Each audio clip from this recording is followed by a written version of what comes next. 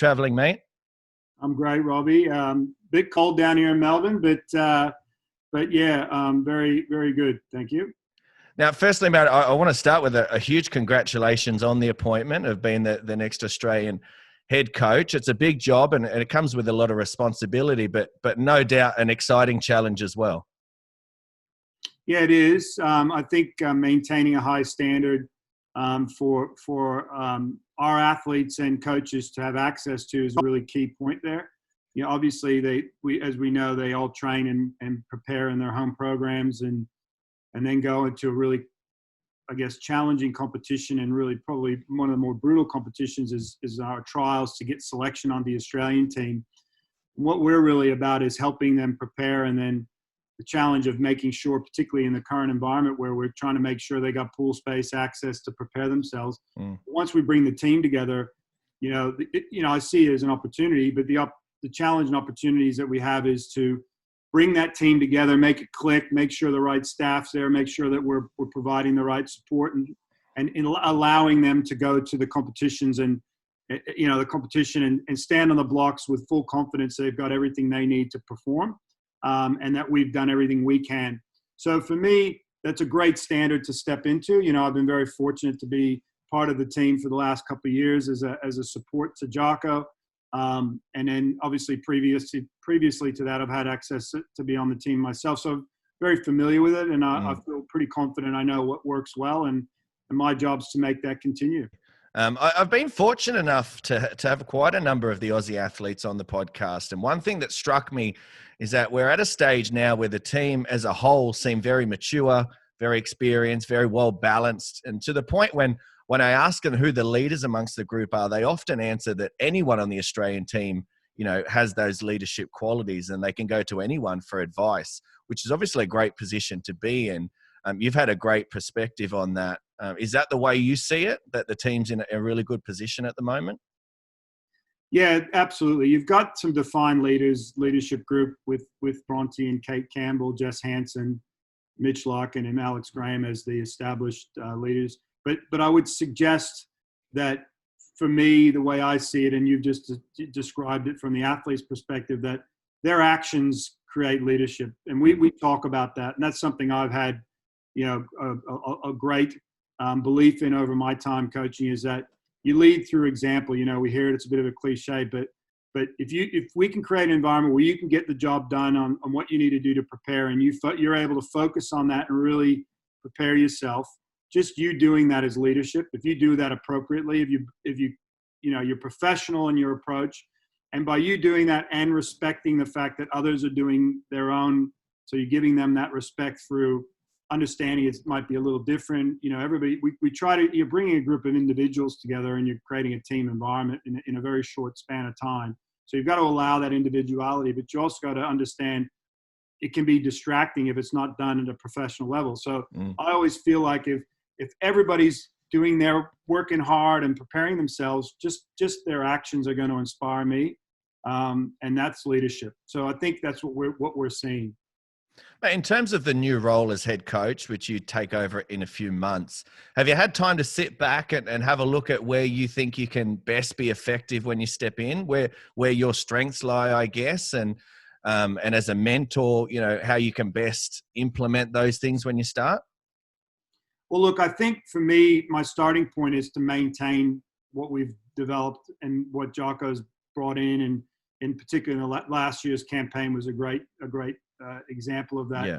So I'm looking at maintaining that, and for me, it's through making sure I collaborate, communicate with the coaches and the athletes, and just to ensure that one of the things we were focusing on this preparation is no new distractions. Right? It's nothing new. Obviously, one of the consistencies is me taking the role on it helps that, right? Yeah. But also making any sort of subtle changes for the sake of it is not on. So it's about maintenance first. Mm-hmm. And then clearly I'm going to have to make some calls within some of the potential scenarios that might roll out. We don't know, but let's say, we got to go quarantine in Tokyo in a particular place for a period of time. That's going to change some of the things we do. And you might have to bring different expertise into the environment because we need them there. Yeah. That's a very likely scenario. So I'm not going to make changes for the sake. I'm going to make changes that I think will help maintain that environment. So that's what motivates me. And through discussions and collaboration, I'll actually, get to the right call, but I'll make the call at the end of the day, which is my job. How much do you think being an elite coach with a club team with like Nuttawading has helped you in terms of understanding what those club coaches are going to go through and how you can best help them when they need it? Yeah, well, definitely. I think first of all, the common understanding that helps the relationship. So the first thing is for me, it's about the relationship and having that understanding of what they have had to do. So that's part of the lead up process. So yeah, absolutely. Having that understanding, the challenges, the barriers, because they're all very different environments. They all might look the same from afar, but whether some places have less facility space or they don't have an S&C coach as much, or so understanding that so that I can help prepare the environment, work with your Jess Coronases and Josie Bromley and all the different staff we have to prepare the environment. We're really looking to enhance what they need and what they maybe don't have.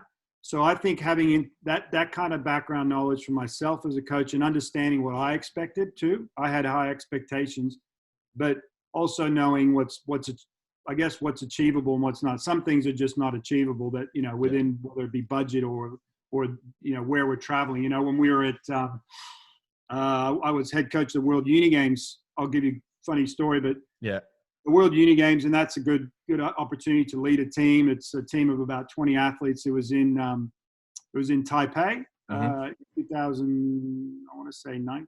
No, when was it? 17. It was an in-pool at a stadium, like a basketball stadium, and we stayed in a village. And it's the second biggest event, like multi-sport participation, and the Olympics. It's probably the thing most like the Olympic environment as far as village. Anyway, we get to the pool, and it's like there's a big pool, and having a look around, and I go out, and they've got this above-ground warm-up pool outside the stadium, and it's 35 degrees, and it's stinking hot, and like, okay, it's a 6-lane 25. That's it for a big multi-sport event. But not just that. We went there at nighttime for the first night of finals. They don't have outdoor lights. It's actually pitch black. So all of us are running, and I've gone straight to the meet manager and said, hey, lights out there. Coaches were literally walking up and down the pool with their phones. With their phones. Kid you not. So, you think to yourself, I would never, you've got to be prepared for any environment that's thrown at you. And it's not just because there's you watch on TV, there's meat. You didn't realize World Championships last year that in Korea, the warm-up pool was 8-lane 50. That was it. And it was like absolutely like sardines. So I was spending the majority of my time at the training pool, which was an hour across town. Yeah. Instead of bringing athletes in there. So I was over there with them watching the swimming on TV in the morning, watching the heats.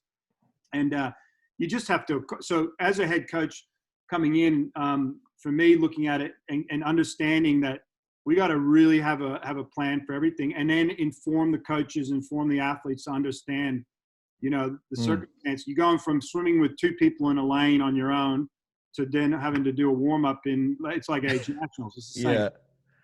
Mate, after hearing that, I'm definitely going to stop complaining about warm-ups at Homebush. That's for sure. Let me give you a tip. What you need to do is before age nationals, you need to have at least 2 sessions a week with your guys where they all have to do the session in one lane, so they get used to training and preparing in one lane. Just getting smashed. Used to it. Yeah. Mate, it's definitely an exciting time in Australian swimming, I think, and moving forward to 2021 in Tokyo. We've got, superstars that have come through in this, last 7 to 8 years, like Kyle Chalmers, Ariane Titmus, Kate and Bronte Campbell, Mac Horton, Clyde Lewis. I can keep going. What will you be looking for as the head coach over the next 12 months? And what do you think some of the keys are to help the athletes be both physically and mentally ready to go? I spoke to Greg Troy a few days ago, and he mentioned to me just staying healthy is one of the keys. This is a difficult period between now and then if it does go ahead. So staying healthy is key. What about for yourself? Yeah, I think you got to look at it in a couple stages. So the first stage right now is getting access to back into training, and let's put this: stay healthy stays all the way through. So that's a given. Yeah. But with health, it's being back in. So stage one is let's just get people back in, and that we're pretty good. We're a pretty good chunk of a way down the path for most. I think all performance programs. So they've been pretty consistent, and not punching it too early. We don't want anyone to get injured. Mm. I think the second phase of that is really ensuring that we target and hit competition with purpose. I think the athletes need to use, because we're not going to have any international overseas access. So our domestic competitions need to be meaningful and purposeful, and they need to, really accumulate as many kind of hit outs that they're really trying to do something with that. So that's your state championship series all the way through to your nationals.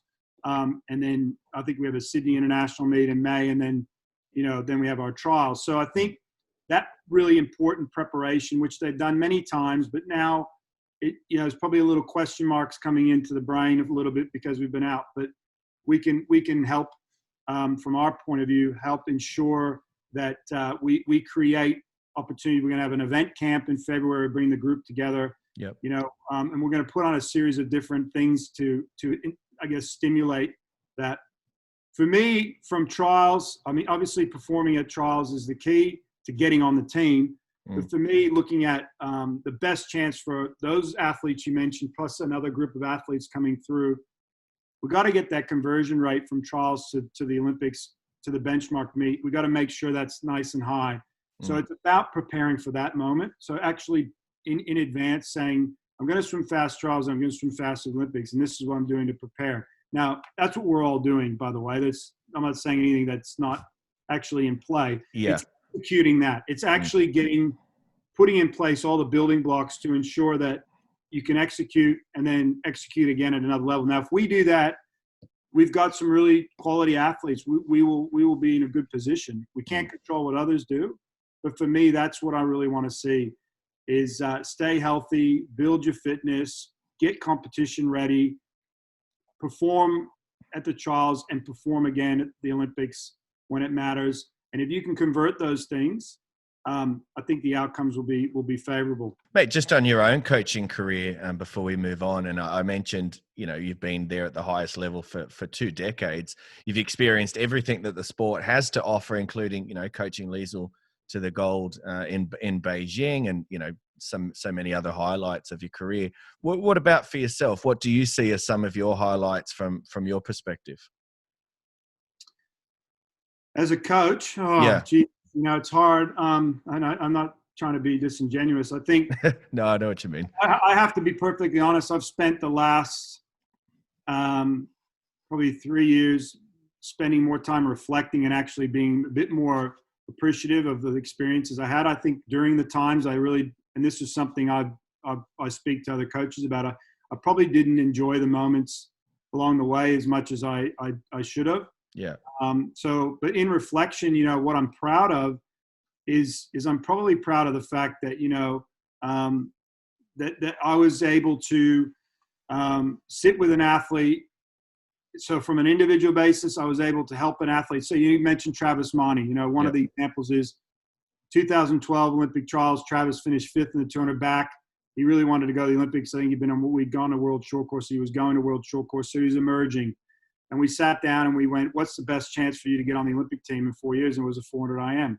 So we worked together. And he took it on. He owned it. And I just helped facilitate those moments, with those athletes like that. That's what I look back on, and I'm really I'm proud of. Not a particular, not like a scoreboard performance. It's probably more the participating. And I can say that about, age group swimmers that I worked with over the years. So to me, it's, high performance. It's sitting with somebody and helping them reach their goal. And then I think having a team that's really well represented. I like the recognition. So if you walk into Nuttawading, as a recent example, and it happened when I was at Kerry and other places, even today when I go there, every kid's got a Nunna cap on. Every coach is in uniform. And that was one of the things that, I found was really important. It was about, presence and those are things that they're non-negotiables that actually aren't enforced. It just happens, right? Yeah. I really like that. But when I went there, I used to say, if they didn't have a nana cap, I'd say, get a nana cap. And those things were important to me. And then to see them be sitting there, I think those are the types of things I'm proud of. Of course, absolutely. Of course, I was privileged to be part of Leisel's success at the Olympics, and very much privileged to be that. And I'm not downplaying at all. I think, but that was her success. Me as a coach, I got to participate in it. Yeah. I got to see it, and yes, I put a lot of hard work in with my athletes, and she's a champion. She's a champion, and deserved it. 100% did all the work. But for me, it's a range of those types of moments. Finally, mate, I know we've touched on a lot with the elite swimmers in this chat, but a lot of age group swimmers out there do listen to the show. What advice would you give them and their coaches over the next, say, 9 months to 10 months, building towards age nationals next year and them, trying to make maybe junior teams? Well, firstly, I think I mentioned earlier, the most important thing is talent is talent. You've got an ability because, that's a natural thing. So that's there. Swimming fitness, it comes and goes depending on, if you take time off. We know that. So it's going to take a bit of time to build that fitness back up, but you got time. So be patient.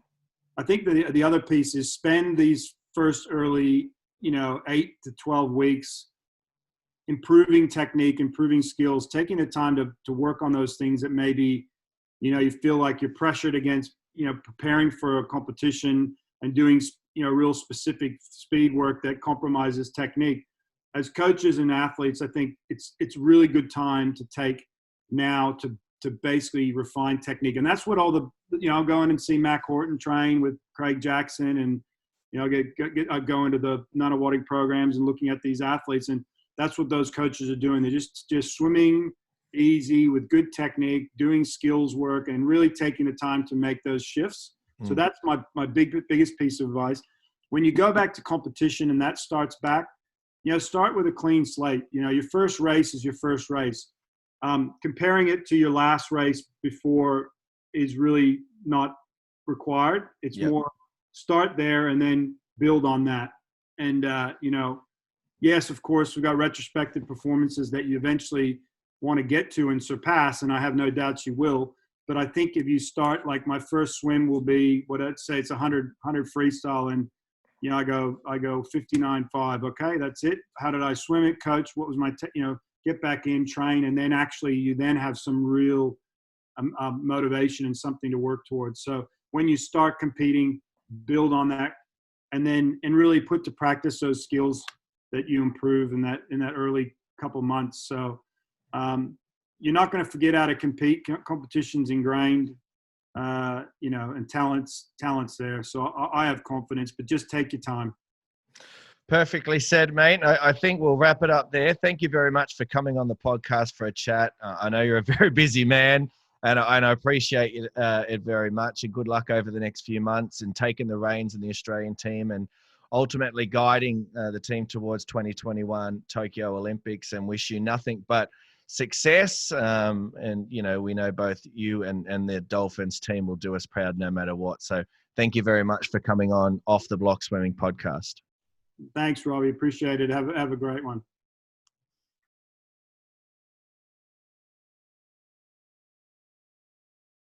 Today's episode of Off the Block Swimming podcast is proudly brought to you by Pro Swim Workouts.